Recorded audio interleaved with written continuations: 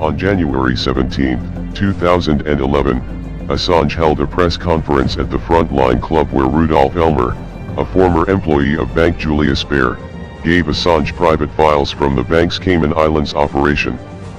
Elmer said he wanted to expose mass tax evasion before he flies back to Switzerland to stand trial for stealing information from a bank.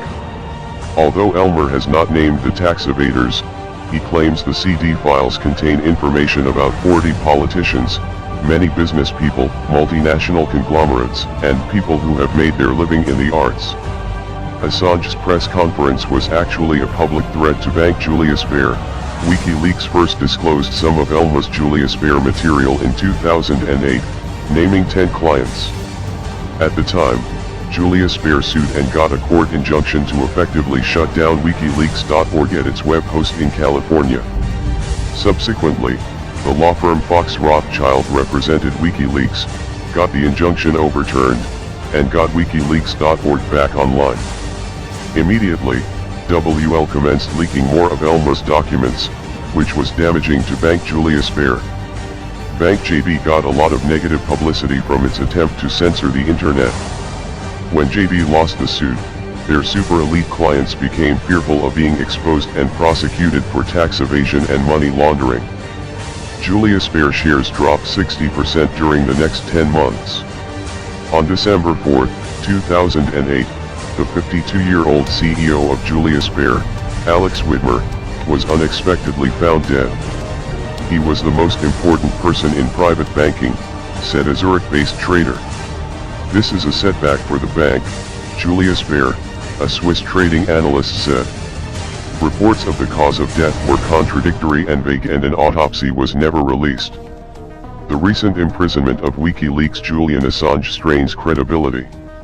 His arrest by Interpol, his incarceration under draconian conditions for breaking a condom are in themselves highly unlikely events, but the timing of his imprisonment with the release of classified U.S. cables and the campaign against WikiLeaks funding and website host bear the trademarks of a covert operation. A sister-in-law and second cousin of the Rothschilds posted bail for Julian Assange. The Economist, a Rothschild magazine, gave Assange its New Media Award in 2008. WikiLeaks used the law firm Fox Rothschild to overturn a judge's ruling to order a web host to shut down the WikiLeaks site. The Guardian and the New York Times, two of Assange's media partners, are linked to the Rothschilds. The owner of the mansion where Assange was eventually put under house arrest has links to Rothschilds. Assange's lawyer is also Rothschild's lawyer. U.S. Senator Joe Lieberman, who was ultimately responsible for making Assange the largest media personality of the decade, is a member of the Council on Foreign Relations, a Rothschild organization. The Rothschilds are an international family of bankers at the center of a web of wealthy families who control most of the countries through a worldwide network of privately owned central banks, masquerading as federal banks, major news chains, trusts, councils, etc. An unnamed source has put their monetary worth near 100 trillion, dwarfing the net worth of the likes of Warren Buffett, Bill Gates, Ted Turner etc. Socialite, heiress Jemima Khan, née Goldsmith, posted £20,000 £30,000 for the bail of WikiLeaks leader Julian Assange. She's genetically related to the Rothschilds and she is a sister-in-law. Her father, the late James Goldsmith, British banker, publisher, is a cousin to the Rothschilds.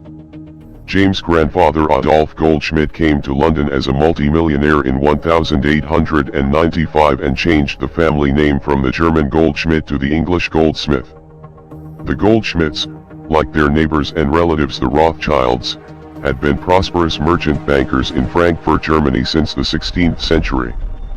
Following the Rothschilds' centuries-old edict to interbreed, Jemima Khan's brother, Ben, wed Kate Rothschild in 2003 and recently her other brother, Zach, a new MP in British Parliament, had been having an affair with his brother's sister-in-law, Alice Rothschild, Kate's sister, up until he divorced his wife 4 days after he was elected MP.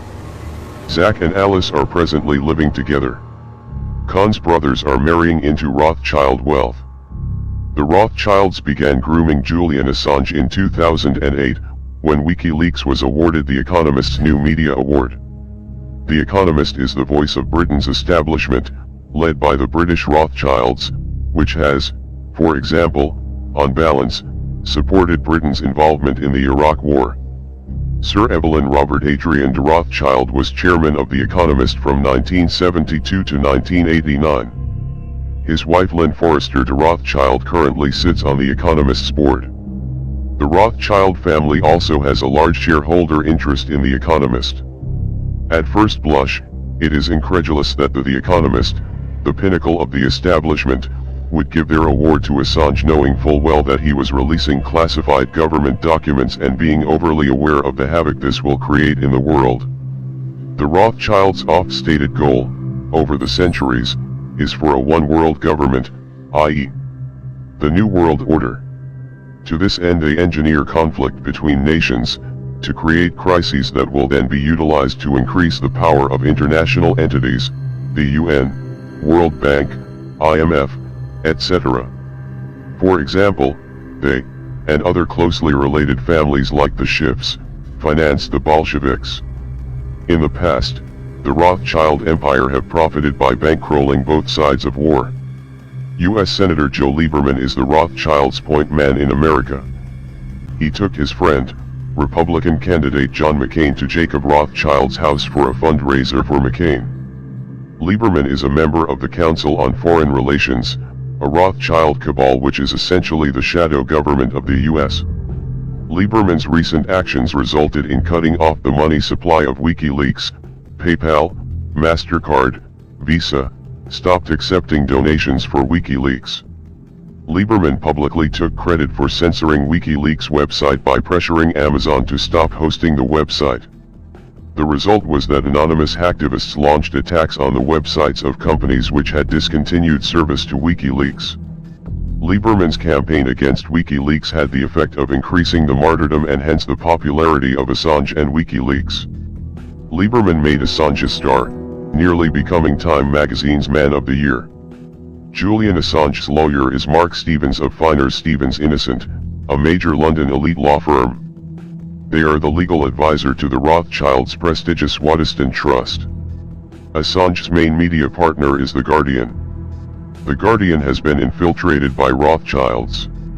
The Guardian is controlled by Guardian Media Group, whose chairman is Paul Miners, a past employee of N.M. Rothschild Limited and Sons Limited. Guardian Media Group is owned by Scott Trust, which became a limited private company in 2008 with all trustees becoming directors of the Scott Trust. Anthony Sauls was appointed as a trustee of Scott Trust in 2009. He is currently executive vice chairman of the investment bank Rothschild. The Guardian gave the U.S. cables to the current New York Times.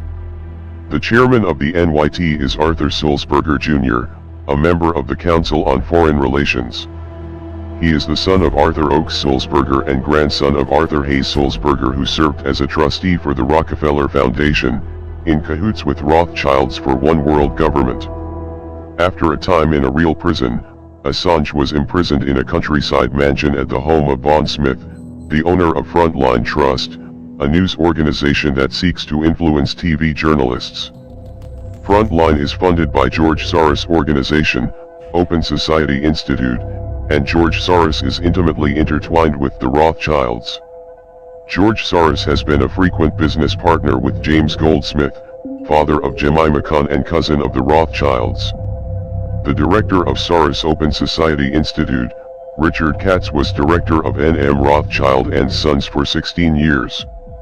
Other board members like Nils Taub also hold positions in Rothschild banks, etc. Assange was a speaker at Vaughn Smith's Frontline Trust. Most people seem to believe that current events just happen, that events in the news are chain reactions of accidents, and that people with money and power sit idly by, watching events unfold. However, the Rothschilds thrive on manipulating the markets by having insider information while propagating contrary misinformation. In this way, they make huge profits. Assange has already said that damaging information on one U.S. bank will be released. In this fragile recovery, the crisis could be pivotal. The Guardian and the New York Times have this information, so it is available to Rothschilds in order to short the bank before the information is released. WikiLeaks is an invaluable tool for the Rothschilds to manipulate the financial markets, the whole monetary system, the future of nations, and the public. The information, or misinformation, from WikiLeaks also serves the Rothschilds' aim to increase conflict among nations in order to further their goal of one world government. So, with all this, people have been saying for years that the Clintons are just Zionist puppets and they do the will of Israel, and a lot of their actions do seem to play that route. But here we have WikiLeaks releasing this information, and supposedly it's an Israeli proxy. Why is WikiLeaks attacking Clintons that we had always thought was just another puppet for Israel? Well, because Netanyahu and the Zionists have thrown the Democrats under the bus. They elected the Democrats. They got Obama elected the first time around and the second time around. And through both of his terms, he never acted like the puppet that he was supposed to be, and he never really did anything. And in most cases, he acted like a jerk towards them. At least that's the way they see it. You know, they got him into office. He never turned around and did anything accumulative towards a better deal for them in any aspect, and actually contrary to the way that they already had it. He put his foot in their way, especially with the Iran deal, because now if Iran gets attacked by any country across the planet, even Israel, the United States must intervene in their defense, if militarily be so. It's a defense pact. So the whole plan that Israel's been going with for the last 10 years or more, that Iran needs to be obliterated, doesn't really work out so well, because if they attack Iran now, well, it's a big conundrum. I often find this, especially with all media outlets, kind of disturbing. It doesn't seem like they're on ball about the way that reality works. They think, it's either one side or the other side, and they don't understand that there's ever two sides that do business together, that sometimes it goes awry. So Libya, Syria, all this stuff, so on and so forth, yeah. So Obama's basically tarnished his entire reputation for these wars, for these deals, these little side deals, these pay-for-play schemes of how he got elected. And he's gone around and he's done them, but at the same time it's tarnished his reputation. So he hasn't always fully supportive of everything that went on directly in Israel, because he was already doing all of their really, really, really dirty work. There's that. So let's start with Obama. His terms were not beneficial for Israel, and Israel elected him. So they feel very betrayed and backstabbed. Additionally, the new person they have up for the second round, well, as I disclosed in the first article that we started talking about this in, if you looked on Israeli news, or you look all over Jewish news, I guess you could say, there was a clear distrust with Clinton, and reiteration over and over and over and again of all the things that she has done wrong, or the reasons why she is untrustworthy. The majority of these reasons, they accumulate to very one simple act that she's done wrong, which she is double dealt. So she's ran over here, she's dealt with this side, and then she's ran over there, and she's dealt with that side. And what I mean by that is, she'll go to the Israelis, the Zionists, and she'll tell them everything they want to hear about their genocide of the Palestinians, that it's everything that's great, and they should keep doing it, and blah, blah, blah, blah, blah, so on and so forth. But then she'll run over to the Palestinians, and she'll tell them, no, it's so horrible, Israel is a war criminal, and blah, blah, blah, blah, blah. So she'll play both sides against each other.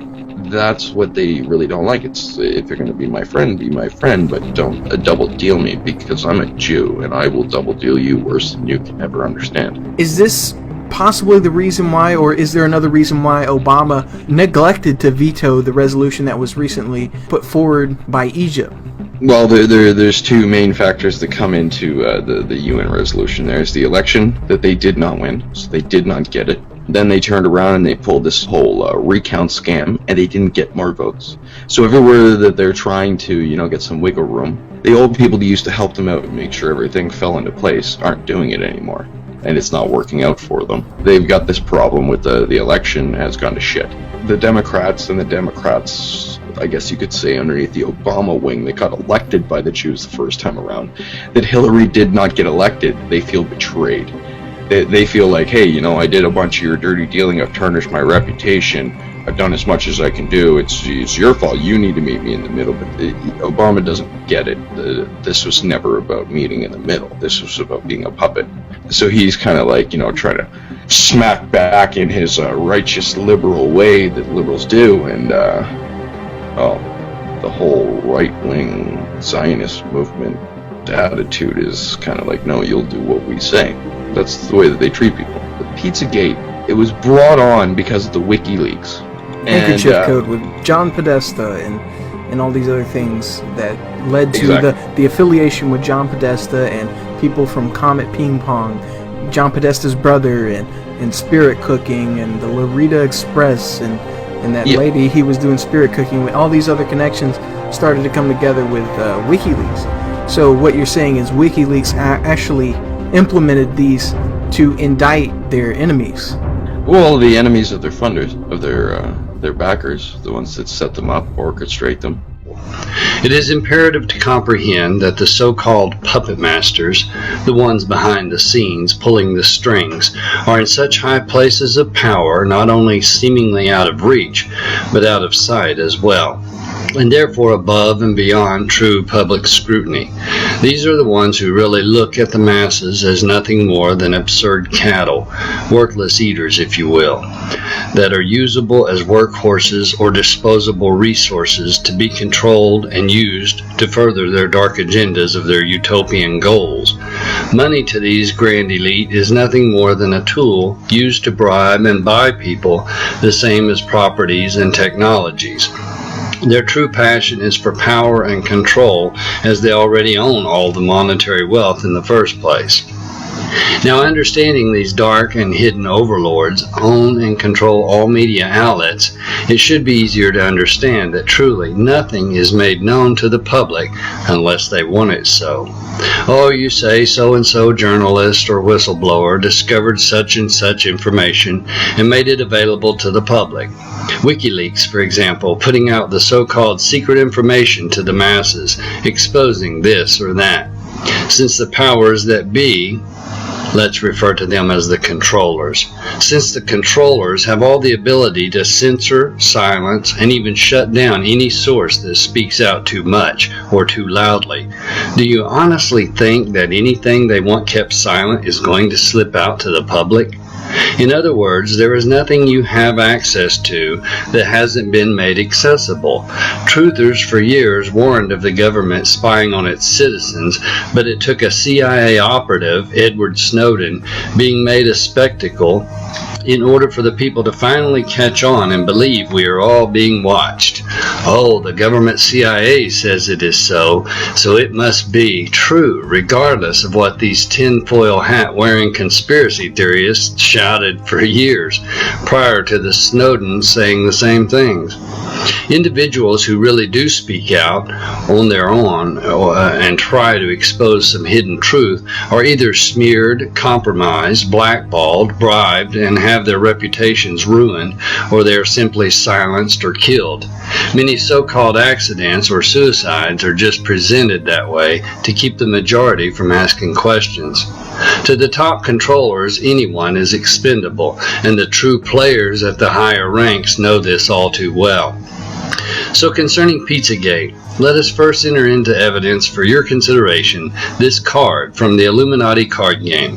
The card titled Pizza for the Secret Meeting is disturbing enough when looking into this subject, but I'd like you to focus on what the card actually says. Play this card at any time. In other words, when convenient to the players that be. But this is what stands out to me. Pick one secret group to lose its secret status. The insinuation of a microphone in a secret meeting denotes the recording of those involved, and therefore gives someone the ability to blackmail the parties involved. Again, this is all about control. It is interesting to note the microphone looks like a flying saucer from the George Jetson cartoon, and the satellite-style antenna just adds to the cosmic or spacey theme to this card. Of course, at first glance, what's wrong with having pizza for the secret meeting? But if you've researched Pizzagate at all, you understand the darker meaning behind this card, and that pizza is a term used amongst pedophile rings and human trafficking to refer to underage girls. I told you this may get a bit dark before seeing the light. So again, I ask why? Why this particular secret group to lose its secret status? And why Podesta, the man leading the Clinton campaign for the presidency? Or was it to smear the owner of Comet Pizza? Again, why? Either way, the secret group of spirit cooking and the whole pedophile ring has seemingly lost its secret status. Why? The obvious question should be, who really played this Illuminati card, and why? And who are the Illuminati, really? Listen, I want to quickly talk about some things that have popped up, the WikiLeaks releases, where they claim the CIA has more power than the NSA. The CIA is bugging your phone. The CIA is doing this. Okay, let me start with the crap. Unless I've missed it, please let me know.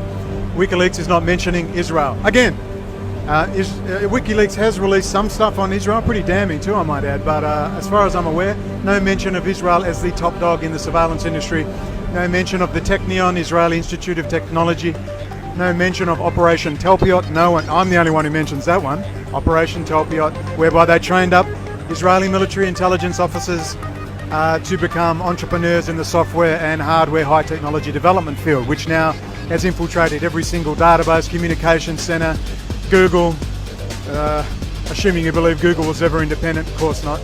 That's an Israeli front. They're not NSA, they're Israeli run, Jewish Zionist neocon run. That's why Netanyahu wields so much power. That's why there's a desperate attempt to get rid of him. Many in Israel want rid of him. The European banking class Jews want rid of him. He's got them all by the balls because all of them are pedophiles themselves.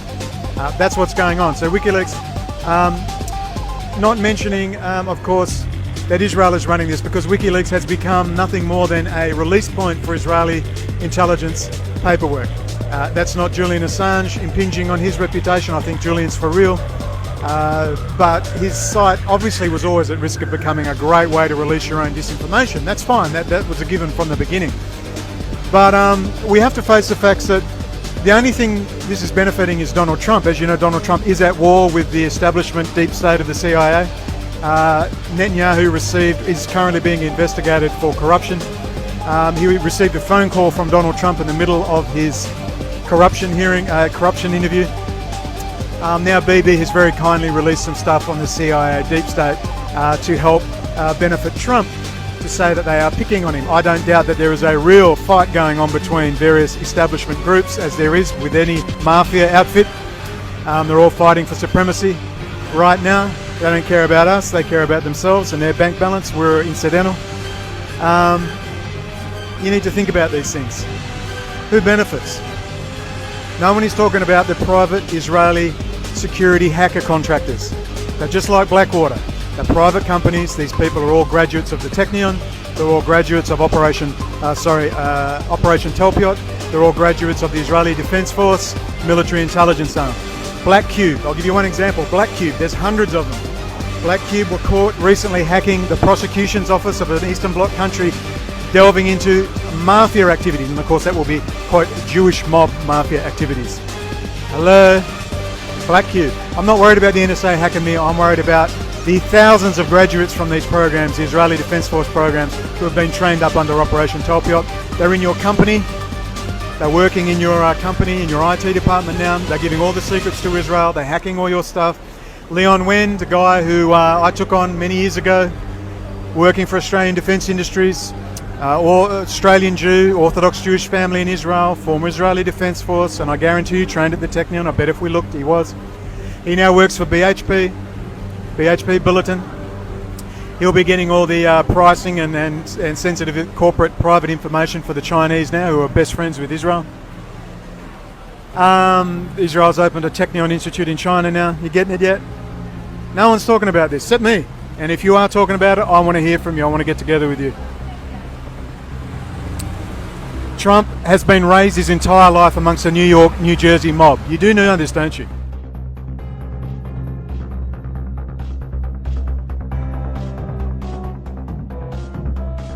His father was a lawyer for the New York, New Jersey Jewish mob. Breitbart, Steve Bannon, his chief advisor, is a virtual agent for the state of Israel, being run by Benjamin Netanyahu himself. Breitbart was founded in Jerusalem, for crying out loud. I mean, what more do you need? Hello? Listen, the horse had bolted. Grassroots awareness of Israel, Orthodox Judaism, this spying stuff, it was breaking out everywhere. Israel doing 9/11. They had to put their man on it, and that's Donald Trump. Now he's moving against Iran. Hello?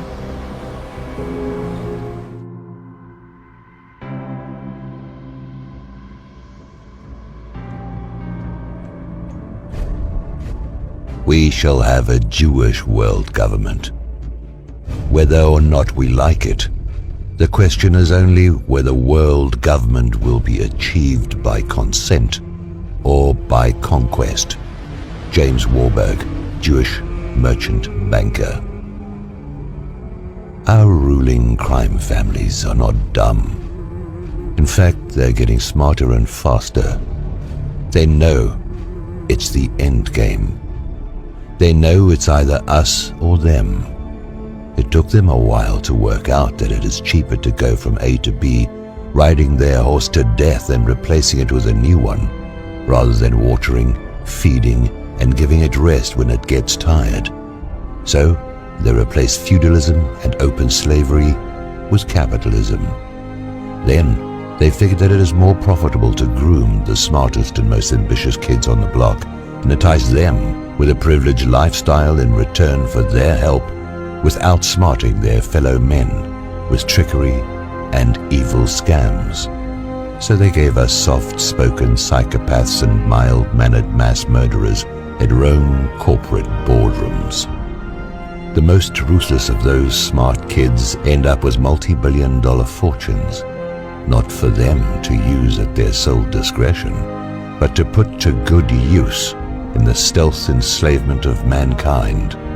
Those Bill Gates, George Soroses, Eric Schmidts and Mark Zuckerbergs know all too well that their fortunes will be wiped out overnight if they don't do as they're being told. That's why every copy of MS Windows and the Mac OS has a backdoor to Mossad and the NSA.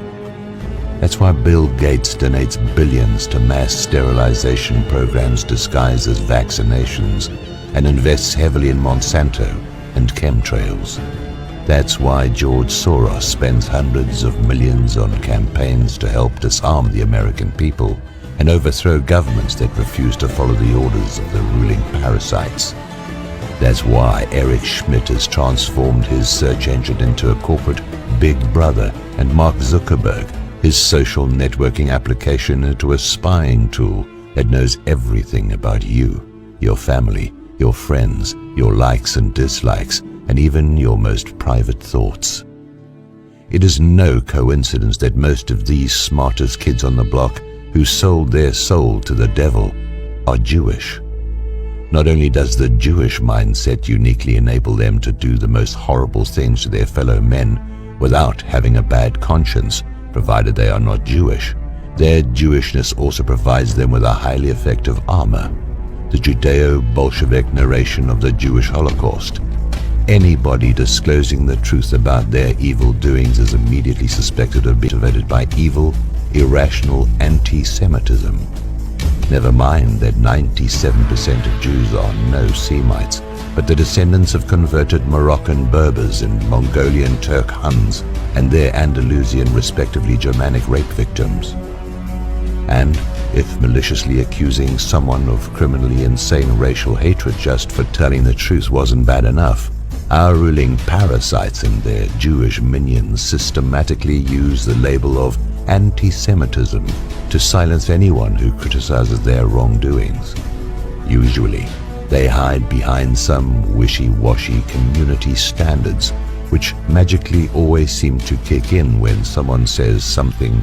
Comments, videos, and articles are deleted, writers banned, accounts suspended, online payment services cancelled, you name it. All of this is obviously in breach of freedom of expression, which in most countries is guaranteed by law. But that's how tyranny works, doesn't it? If a government cannot perform an act of tyranny because of legal restrictions, it just outsources it to a private corporation, and nobody who could do anything about it seems to care.